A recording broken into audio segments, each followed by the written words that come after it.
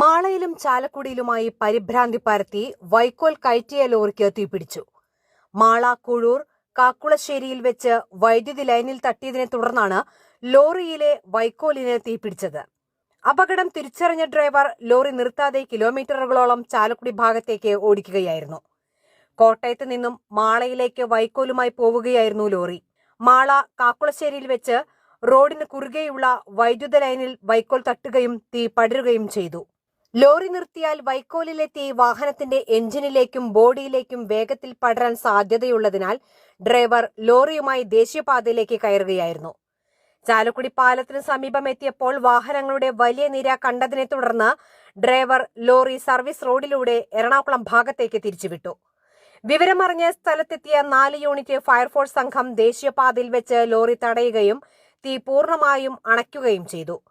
ഫയർഫോഴ്സിന്റെയും നാട്ടുകാരുടെയും സമയോചിതമായ ഇടപെടൽ മൂലം വലിയൊരു അപകടമൊഴിവായി.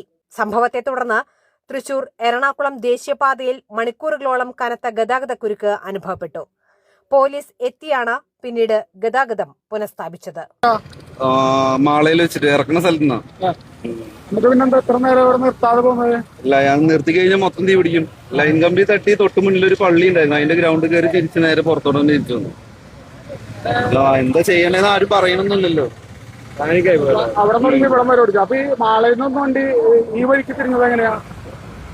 തിരിച്ചു മാളയിന്ന് നമ്മുടെ ഈ കൊരട്ടി ജംഗ്ഷനിൽ വന്നിട്ട് ഇവിടെ വന്നു കഴിഞ്ഞപ്പോ പാലത്തിന്റെ മുകളിൽ ബ്ലോക്ക്. പിന്നെ നേരെ താഴെ കൂടെ കയറി റൗണ്ട് ചെയ്യാന്ന് പറഞ്ഞിട്ടായിരുന്നു. അല്ലാതെ നിർത്തി കഴിഞ്ഞാൽ മൊത്തം കത്തിപ്പോകും വണ്ടി.